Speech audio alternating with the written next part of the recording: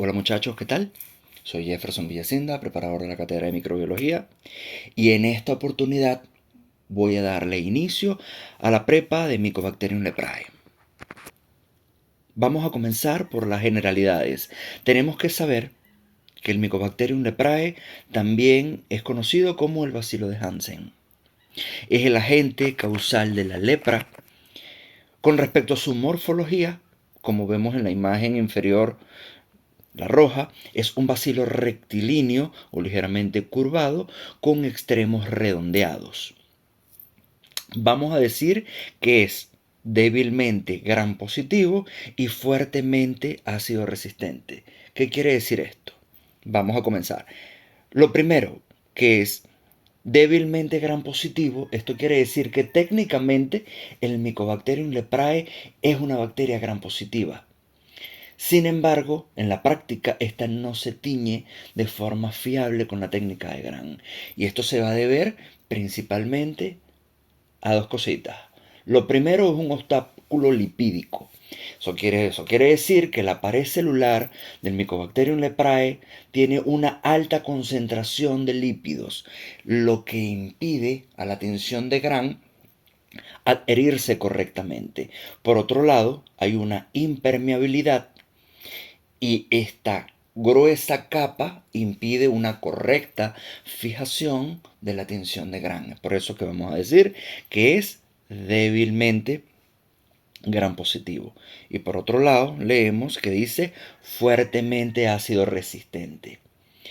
Eso lo que quiere decir es que pues es precisamente esta técnica la que utilizamos para teñir todas las micobacterias. Como por ejemplo, se puede utilizar Sils-Nielsen, que no es más que una tinción con fucsina fenicada, que ésta se calienta para que una vez caliente pueda atravesar la densa capa de lípidos y ésta sí se pueda adherir. Esa es la diferencia que vamos a tener con una bacteria o una micobacteria y la tinción que vamos a utilizar. Por otro lado, tenemos que es intracelular obligado. Y esto es básicamente por tres características. Primero, que el Mycobacterium leprae tuvo una evolución mediante una reducción genómica, una incapacidad de síntesis metabólica. Esto lo que quiere decir es que esta bacteria necesita sí o sí de los mecanismos celulares del hospedador para poder vivir. Sola no podría hacerlo. Y también dentro de la célula del hospedador lo va a utilizar para evadir el sistema inmunitario. Es una bacteria sin cápsula, sin esporas, no se puede cultivar en medios artificiales y el tiempo de generación es de aproximadamente 12 días. Con respecto a su pared celular, acá se los traje en una estructura. Básicamente lo que tenemos que saber de acá es que en la membrana plasmática se anclan muchas proteínas. Lo vemos acá en la imagen, tenemos la pared celular y en la pared tan externa vamos a tener la agregación de múltiples proteínas, peptidoglicanos, a la cual se unen a cadenas de polisacáridos y esto va a generar una amplia variedad de glicopéptidos que se van a asociar a la pared celular, lo cual la va a hacer una pared celular gruesa, una pared celular densa. Se reproduce en vivo en macrófagos, en la piel y en nervios, y a menudo se encuentra en células endoteliales. Las lesiones se extienden principalmente a piel y nervios periféricos, que esto es básicamente la manifestación de la lepra una vez la enfermedad ya está establecida. Más adelante vamos a hablar de eso.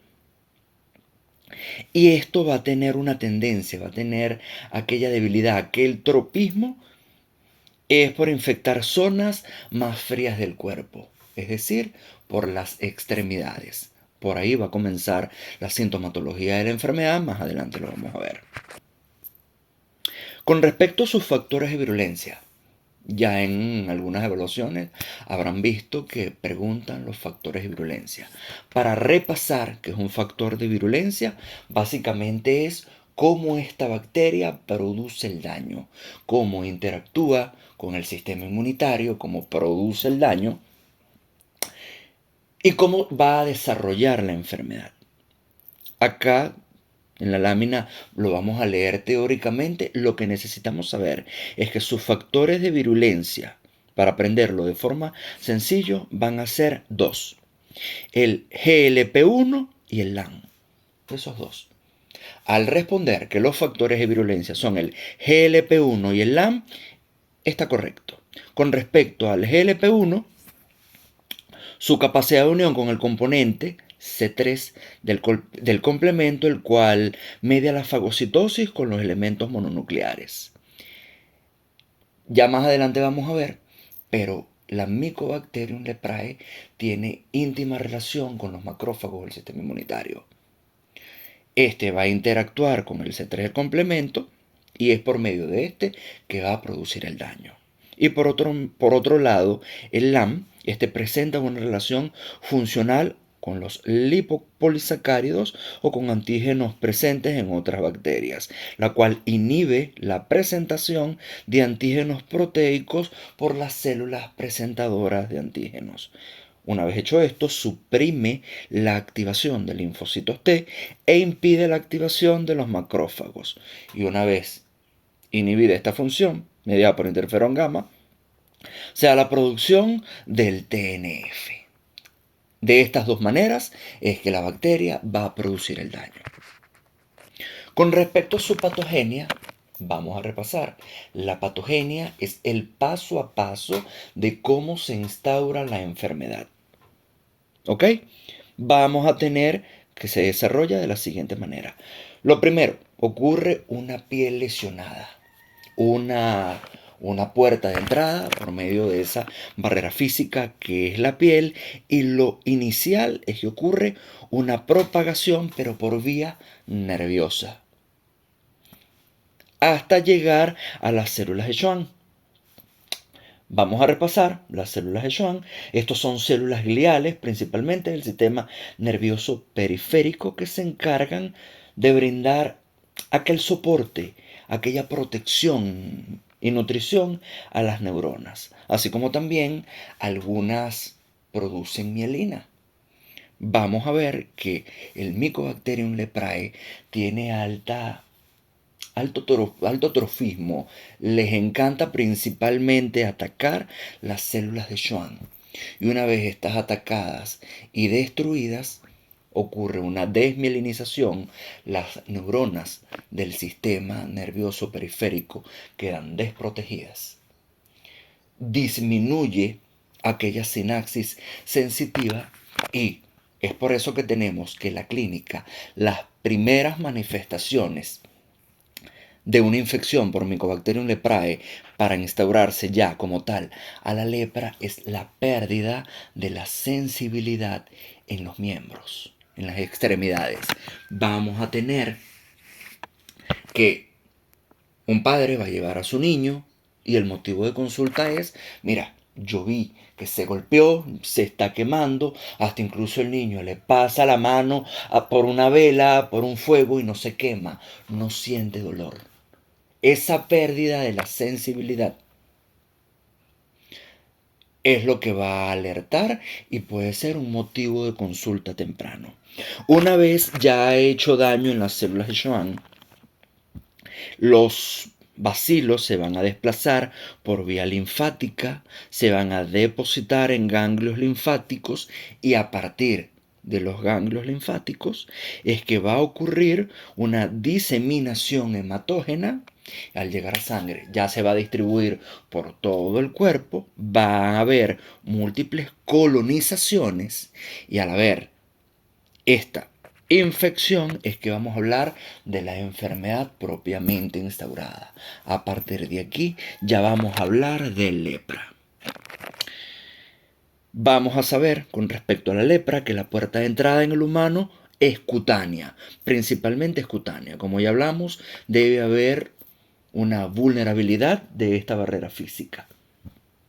Sin embargo, también se puede dar por inhalación del bacilo. El periodo de incubación es bastante largo. Este puede estar hasta de 3 a 5 años y ahorita voy a explicar por qué. Se considera que la enfermedad está ligada a factores predisponentes, si bien es cierto, van a haber portadores que son resistentes de la lepra lepromatosa, eso es una clasificación, ahorita la vamos a profundizar. La incidencia de la lepra, la lepromatosa, es más alta en personas con grupo sanguíneo de tipo A y en portadores del antígeno Australia. Acá lo que estamos viendo son predisposiciones genéticas, pero lo que tenemos que saber es principalmente que para que el paciente pueda desarrollar la lepra es una persona que tiene el sistema inmunitario afectado. Eso es lo primero. ¿Ok? Con respecto a la epidemiología, lo más reciente que les conseguí para traer el día de hoy son estos dos datos que están publicados, que son oficiales. El primero es que pues Venezuela está en un estado de eliminación donde se alcanzó formalmente el criterio de eliminación de lepra como un problema de salud pública con una prevalencia de un caso por cada 10.000 habitantes en el año 1997. Con respecto a la situación actual, a pesar de haber cumplido con este umbral a nivel nacional, la enfermedad persiste. No se ha erradicado en su totalidad. Para el año 2023 se notificaron 338 nuevos casos en el país, en Venezuela. Por ende, no vamos a hablar de que es una enfermedad totalmente erradicada. Ok, la clasificación. ¿Cómo se clasifica la lepra? Esto es importante conocerlo. Vamos lento, vamos corto y preciso para identificar cada una de ellas, porque aunque si bien es cierto tienen sus similitudes, tienen sus diferencias y en ellas es que nos vamos a centrar. Lo primero, vamos a tener una forma de lepra indeterminada. Esta forma es la más temprana de la enfermedad, es la que primero se presenta y se va a presentar con lesiones maculares hipo, es decir, con un tono más claro del tono de piel de la persona, hiper, es decir, un tono más oscuro del tono de piel de la persona, o acrómicas, completamente blancas, o hasta incluso rosadas.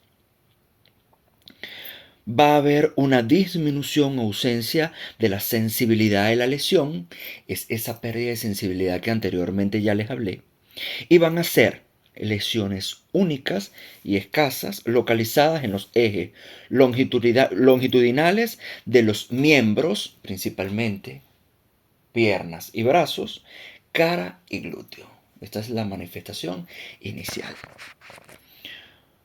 Luego vamos a tener otras formas. Ya acá entramos más a profundidad. Vamos a tener la forma tuberculoide. Me vas a preguntar, ¿esto quiere decir que el paciente presenta lepra con tuberculosis? No, no. Se le va a llamar tuberculoide, oide en forma de, es decir, sería en forma de tuberculosis. Acá hay que recordar que la tuberculosis, cuando Mycobacterium tuberculosis entra a la vía respiratoria, este es reconocido por los macrófagos. Los macrófagos los fagocitan y ocurre una lucha entre el sistema inmunitario y la bacteria. Esta lucha constante, esta respuesta del sistema inmunitario va a producir el llamado granuloma. Acá en esta lepra va a ocurrir algo parecido. Se va a dar la formación del granuloma. Lo primero que tenemos que tener en esta forma tuberculoide de lepra es una inmunidad celular bien desarrollada, un sistema inmunitario competente. Las lesiones cutáneas escasas Se van a ver, sí, como escasas placas eritematosas o hipopigmentadas con centros planos y bordes elevados, bien definidos, que afectan primero los nervios periféricos con una pérdida completa de la sensibilidad. Lo que hablamos anteriormente, de que el niño pasaba la mano por el fuego, le parecía divertido, no sentía ningún tipo de dolor. Va a haber aumento de tamaño visible en los nervios. Ahorita vamos a ver la imagen. Acá lo tenemos, se ve una marcación visible de los nervios, es aquella pérdida de la sensibilidad con una inmunidad competente, vuelvo y repito, donde se van a evidenciar, al igual que en la tuberculosis,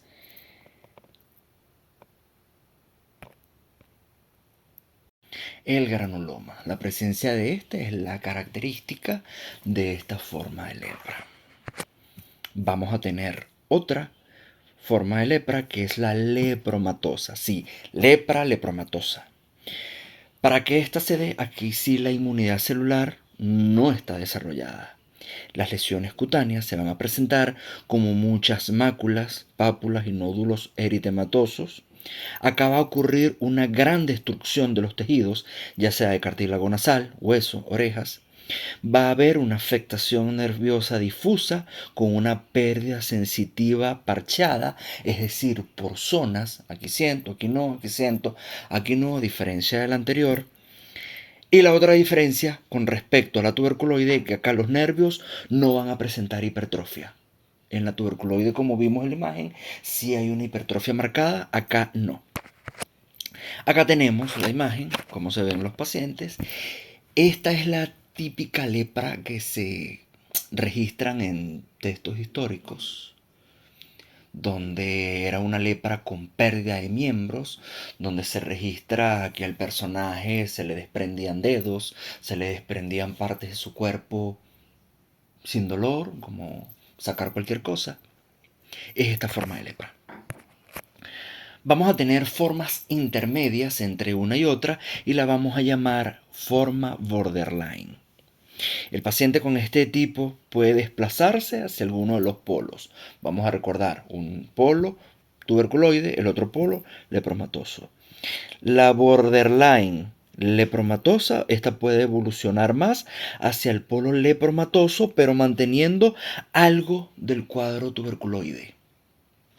La borderline tuberculoide presentan lesiones principalmente tuberculoide, pero también pueden estar más infiltradas. Y la borderline es una forma intermedia de ambos polos. ¿Esto qué quiere decir? Tengo enfrente una forma de lepra, pero tiene características de tuberculoide, pero esto se parece más a lepromatosa, lo voy a clasificar acá. Es una forma intermedia entre los dos tipos. También vamos a tener la forma neural pura, que es donde el bacilo afecta solamente los nervios y no se aprecian manifestaciones cutáneas, tampoco ganglionares. Acá lo que voy a tener son manifestaciones sensitivas. El típico niño que juega y se divierte, le pasa la mano al fuego. Aquel niño que le dice al amiguito, golpéame, soy un superhéroe, no me duele, y dame tan duro como puedas, no me duele. Y no tiene manifestaciones, no tiene las máculas, no tiene pápula, simplemente es aquella pérdida de la sensibilidad que va a ser el motivo de consulta. La OMS define estos dos términos.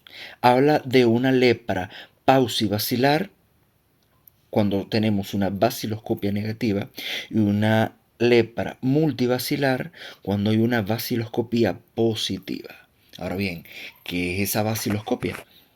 Es una forma de diagnóstico. ¿Cómo vamos a diagnosticar, cómo vamos a reconocer que tenemos enfrente una infección por Mycobacterium leprae, hasta incluso ya una lepra bien establecida? A través de el examen físico clínico, lo que estamos hablando, la pérdida de sensibilidad marcada, manifestaciones cutáneas, la biopsia de piel y la baciloscopia. Estas lesiones cutáneas, con preferencia en los bordes de las lesiones, fundamentalmente en el moco nasal. Esto lo que quiere decir es que, como vimos en la lepromatosa, esta suele afectar cartílago nasal.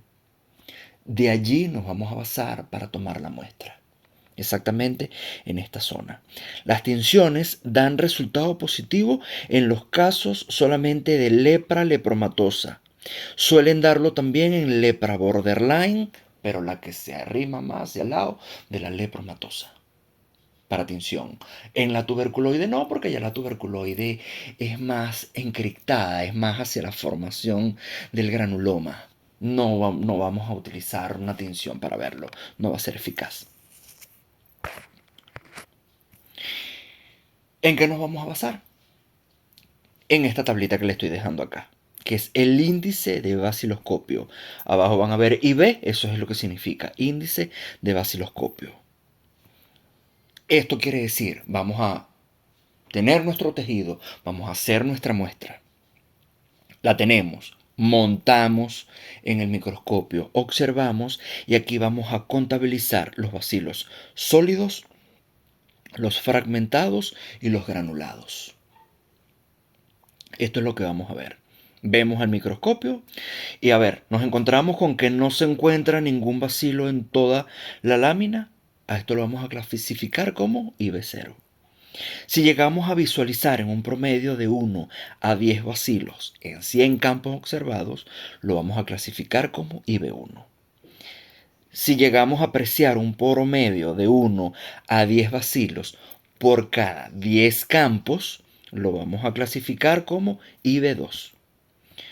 En el caso de que llegáramos a observar de 1 a 10 bacilos, pero ahora por campo, lo vamos a ver como IB3.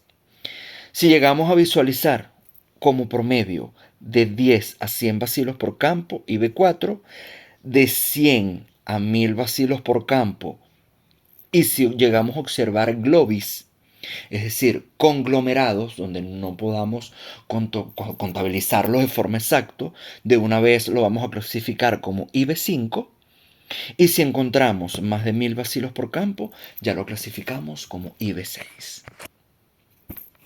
El índice morfológico es esto que estamos hablando, que es el porcentaje de bacilos sólidos respecto al total de 100 bacilos ácido alcohol resistentes encontrados. Los bacilos agrupados o en globis no van a ser considerados porque no es específico, o sea, no es exacto contarlo. Veo un conglomerado, veo un globis, para contarlos uno a uno. No es exacto. Sin embargo, es importante que aunque estos globis no los vamos a contabilizar uno por uno, sí es importante señalar el número y el tamaño del globis encontrado. Otra forma de diagnóstico, vamos a tener el serológico, donde se van a detectar niveles de anticuerpos, específicamente el glicolípido fenólico 1. Para esto vamos a utilizar ELISA y PCR. Son otras formas de diagnosticar Mycobacterium leprae.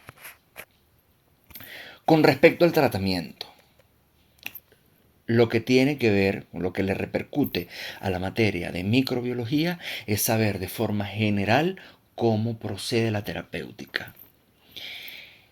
Y es una terapéutica completa que se va a dar con estos 3 antibióticos: rifampicina, dapsona y clomazimina. Los 3 fármacos al mismo tiempo. No está bien comenzar, mira, yo primero voy a comenzar los 6 primeros meses con rifampicina, luego cambio otros 6 meses a la dapsona y luego los otros 6 meses termino el tratamiento con la clomazimina, porque voy a generar resistencia. Idealmente los voy a administrar los 3 al mismo tiempo, de manera de evitar la resistencia bacteriana, y esta terapéutica la voy a sostener por 2 años mínimo. Y para finalizar, la profilaxis básicamente se basa en aquella búsqueda, diagnóstico y tratamiento con el factor de riesgo. Es aquella persona que vivo con un familiar que tiene la infección. Sobre eso es lo que voy a actuar. Básicamente no consiste más en otra cosa, pues porque, como vimos, tanto la forma tuberculoide como la forma lepromatosa tiene ciertas características y pues lo que tenemos que hacer es buscar a la persona con factor de riesgo que pueda tener contacto con esta bacteria. Eso es todo, muchachos. Acá les dejo las bibliografías. Estoy al pendiente de cualquier duda, cualquier inquietud. Estoy al pendiente, me escriben cualquier cosita. Éxito en su examen.